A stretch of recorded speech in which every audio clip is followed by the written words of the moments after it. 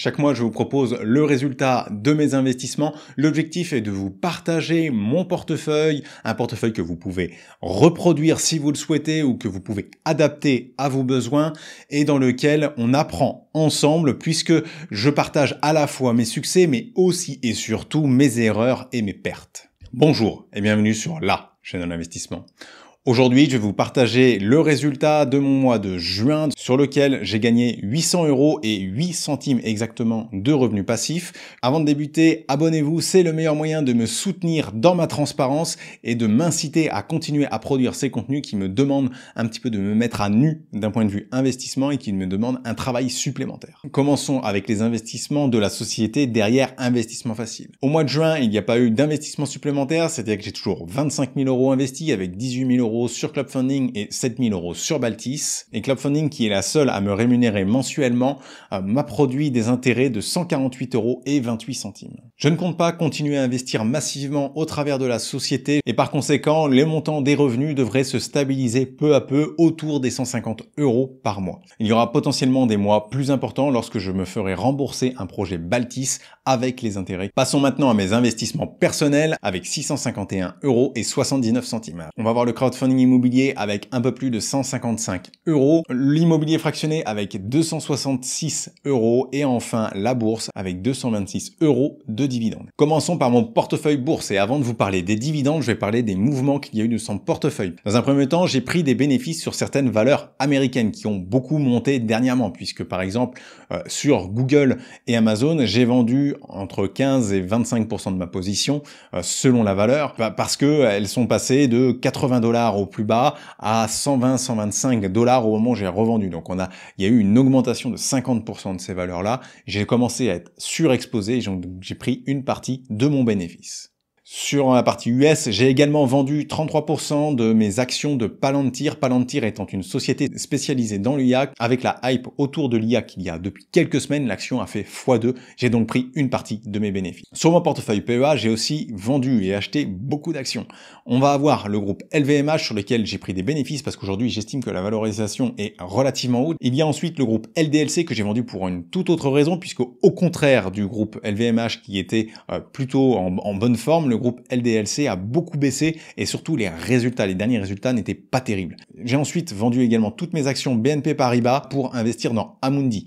Donc j'ai fait un petit pivot, je suis sorti des banques pour aller vers une action qui est sur l'investissement financier puisque Amundi est aujourd'hui un des principaux concurrents à BlackRock en Europe pour la partie ETF. Et enfin, j'ai vendu mes actions Total Energy que je trouve relativement chères ces derniers temps, même si je continue à croire à la société et à son potentiel de transformation autour des énergies vertes. Au-delà d'Amundi que j'ai acheté, j'ai aussi complété les lignes que je possédais sur Corian, la société de maison de retraite, qui est un secteur qui est massacré à cause de l'affaire Orpea. Et enfin, il y a l'action Artea, que j'avais déjà en portefeuille, mais sur laquelle j'ai complété ma ligne pour avoir une ligne complète. Comme pour les États-Unis, j'ai gardé une capacité d'investissement et je suis prêt à dégainer si une opportunité se présente. J'ai oublié de préciser aussi que j'ai vendu les actions Saint-Gobain que je possédais parce que l'immobilier commence à être en difficulté. Je crois en l'entreprise à très long terme et c'est pourquoi ça peut être aussi une opportunité d'investissement dans les prochains mois si sa valeur baisse significativement. Ce mois-ci, j'ai reçu des dividendes de Saint-Gobain parce que j'ai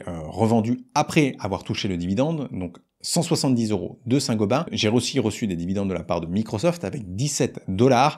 Et enfin, comme chaque mois, j'ai les dividendes de Realty Income avec plus de 44 $ ce mois-ci. Après les actions, passons à mon portefeuille immobilier fractionné. Mon portefeuille est aujourd'hui de 14 000 € et j'ai eu environ 266 € de gains ce mois-ci. Alors ça peut paraître énorme puisque ça correspond à un rendement annualisé de 23%, mais cela a été le cas puisque j'ai vendu des tokens sur Realty ce mois-ci parce que j'estime que je suis surexposé à cette solution-là. Et donc j'ai décidé de revendre une partie pour pouvoir redistribuer un peu sur d'autres plateformes d'immobilier fractionné, notamment Blox et Tantième dans les mois à venir. Sur Realty, j'ai eu un revenu d'un tout petit peu plus de 289 $, dont 176 $ sont issus des plus-values de mes reventes. Comme d'habitude, je ne donne pas le détail exact de mes tokens, mais je vous mettrai en image un petit peu la représentation de mon portefeuille issu du dashboard communautaire. Et au total, j'ai revendu pour 2100 $ de tokens. Et sur Baltis, j'ai toujours 2000 € d'investis avec 0 € € chaque mois parce qu'encore une fois, c'est un investissement qui ne dégage pas de cash flow. En face de notre investissement, il y a un crédit, donc il y a un effet de levier qui est compensé par les loyers qui rentrent. Donc les loyers servent à rembourser le crédit et nous n'avons aucun revenu. À date, les loyers sont à jour et il n'y a pas de problème particulier sur cet investissement dont je récolterai les fruits dans plusieurs années. Et enfin, Brick Club sur lequel j'ai touché 200 € 0,4 pour 300 € investis ce mois-ci pour une raison que j'ignore parce que normalement, je devrais toucher 1,02 €. Cependant, depuis 2 mois, j'ai touché 2 fois le loyer à 2 reprises. Alors la première fois, c'était parce qu'il y avait eu un décalage dans le temps. La deuxième, je n'ai pas de justification à vous donner aujourd'hui puisqu'il n'y a pas de libellé sur les loyers. Mon portefeuille de crowdfunding immobilier continue de stagner entre 40 et 45 000 € actuellement avec 43 500 € d'investis. J'ai touché seulement 155 € ce mois-ci, ce qui représente 4,3% de performance. Pourquoi des performances aussi faibles? Parce que les plateformes ne versent pas des intérêts tous les mois. Il faut que les projets aboutissent sur la plupart des plateformes. Un petit warning, comme tous les mois, mon portefeuille n'est pas un exemple, il est trop diversifié sur trop de plateformes, même si 70% de mon portefeuille est réparti sur 7 plateformes. Aujourd'hui, en termes de défauts, nous sommes à 5 700 €, majoritairement représentés par les plateformes de crowdfunding immobilier européen sur lesquelles j'ai pris plus de risques et sur lesquels je suis en attente de résolution de ces défauts. Je pense qu'une bonne partie de l'argent va être retrouvée sur ces plateformes, mais ça représente des sommes qui finissent par être importantes. Ce mois-ci, j'ai quand même des petits changements avec 895 € ajoutés à ce décompte de projets en défaut puisqu'un projet Razer vient d'être ajouté. Pour le moment, j'ai un projet Baltis et un projet aussi MyOptions qui vont rejoindre très prochainement les défauts, mais j'attends que les premières démarches soient réalisées et que le défaut soit officiel. Globalement, vous le voyez, les défauts augmentent significativement ces derniers temps et ça va continuer ainsi. Il n'y a rien de surprenant à ça, c'est la faute au marché qui est devenu plus compliqué ces derniers temps et donc les projets qui avaient été financés il y a 1 ou 2 ans se prennent ce changement de paradigme en pleine face. Attaquons maintenant les différentes plateformes de crowdfunding immobilier. On va commencer par Clubfunding qui m'a rapporté 80 € pour 9 000 € investis. Pas de nouveauté particulière sur Clubfunding, j'ai toujours un projet qui est en retard dans lequel l'opérateur et Clubfunding sont en train de négocier pour avoir une sortie qui soit gagnant pour tout le monde et je n'ai plus d'intérêt versé mensuellement sur ce projet précis. La deuxième plateforme va être Enerfip avec 9,50 € pour 4 750 € investis. Ce mois-ci, pas de grandes nouvelles. J'ai eu un coupon qui a été versé, tous les projets sont dans les temps. On va simplement attendre que ces projets se déroulent. J'ai aussi investi 70 € sur un des projets qu'il y avait sur Enerfip ces dernières semaines.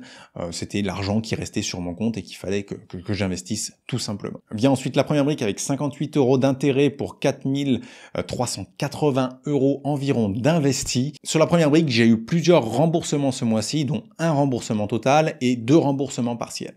Ces remboursements n'ont pas donné lieu à des réinvestissements. Les seuls projets que j'avais en tête pour réinvestir sont partis tellement vite que je n'ai pas pu y investir. Sur Baltis, ce mois-ci, j'ai eu 0 € pour 4 280 € investis.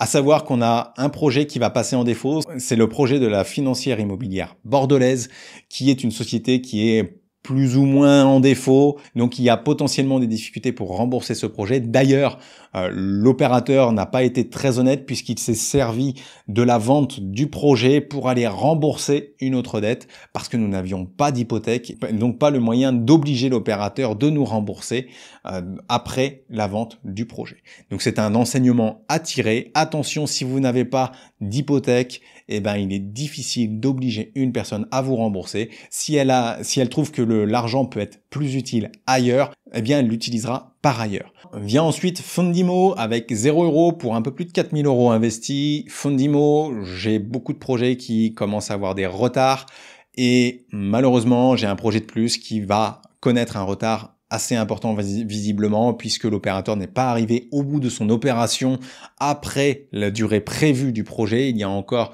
des choses à faire sur le projet pour ensuite revendre et il espère avoir un refinancement et vu les conditions du marché bancaire actuellement, je suis assez pessimiste sur ses chances. Malgré tout, le projet en retard m'a remboursé environ 40% de la somme investie, c'est quand même plutôt bon signe. je reste relativement serein sur ce projet. Nous arrivons à Razer, sur lequel j'ai eu 0 € de revenus pour 2895 € investis.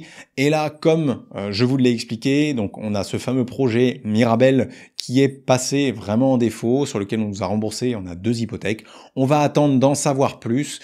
Pour le moment, il n'y a pas grand-chose à dire. On va maintenant parler de l'Endosphère, sur lequel j'ai eu 0 € ce mois-ci pour 2600 € investis. Le chiffre a largement augmenté. Je suis passé de 1600 € à 2600 € avec 2 projets financés pour 500 € chacun. Et 2 projets qui sont pour moi très intéressants. J'ai réussi à trouver une dette 7% pour de la dette totale, qui est une société extrêmement solide. Je trouve ça très intéressant. Et j'ai réussi aussi à avoir de la dette sur la société Artea, qui est une autre société cotée qui essaye de développer son parc d'énergie renouvelable. Sur Citesia, j'ai 0 € pour 2000 € investis. J'ai financer un projet supplémentaire, un projet de promotion qui me semblait relativement solide, avec un taux de commercialisation intéressant, avec un taux de rendement intéressant également, au travers de mon PEA-PME. Et merci beaucoup d'ailleurs à l'équipe de Citesia pour le travail qu'ils font. Je crois que c'est l'équipe qui vous facilite le plus le travail pour ce qui est de la souscription sur le PEA-PME. Viennent ensuite 3 plateformes avec Limo, Monego et Proximia, sur lesquelles j'ai eu 0 € pour 1000 € investis. Ce sont des projets sur lesquels je toucherai des intérêts à la fin du projet, sur lesquels je n'ai pas énormément de nouvelles parce que les projets ont été financés il y a quelques mois maximum. Et donc, pour le moment, je les regroupe et il n'y a pas grand-chose à en dire de plus. Donc, je vais à terme probablement augmenter quand même mon portefeuille potentiellement sur Monego et sur Proximea, puisqu'ils offrent l'opportunité d'investir au travers du PEA-PME, et vous savez que je veux essayer de faire grossir cette enveloppe. Enfin, Wishabonds avec 1,23 € d'intérêt pour un peu moins de 1000 € d'investis. Donc je touche des intérêts mensuels sur un des projets, et tous les autres projets sont plus à rythme annuel, donc ou trimestriel. Donc pour le moment, pas de nouveaux intérêts sur ces projets-là, et j'attends que ces projets se débouclent tranquillement. Et enfin, MyOptions avec 2,51 € pour environ 780 € d'investis.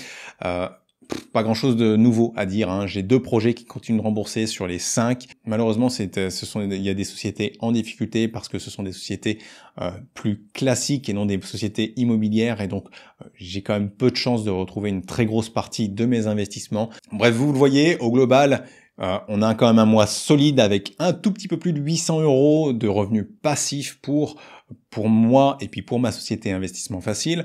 Cependant, la situation se complexifie un petit peu autour de certains projets de crowdfunding immobilier que j'avais déjà identifiés comme étant en difficulté, donc il n'y a pas de nouveautés particulières, mais là c'est en train de se concrétiser et on voit que le chiffre des défauts est en train d'augmenter, et on devrait atteindre 6-7 000 € de défauts assez rapidement, ce qui ne me surprend pas, hein, parce que ça peut paraître élevé par rapport au montant de mon portefeuille qui est d'environ 60 000 € au total en intégrant l'immobilier fractionné. Il faut compter que j'ai déjà eu des dizaines de milliers d'euros remboursés, et qu'il faudrait, pour tenir compte des nombres de défauts global, aussi tenir compte des projets qui m'ont été remboursés sans problème. En attendant, on va voir le mois prochain qui devrait être aussi très bon, puisque j'attends des dividendes dans les prochaines semaines encore, et potentiellement des remboursements, même si le marché de l'immobilier est un peu plus calme l'été, et donc on devrait avoir un peu moins d'activité sur le marché du crowdfunding immobilier. Je vous souhaite à tous une excellente journée, et je vous dis à la semaine prochaine pour une nouvelle vidéo.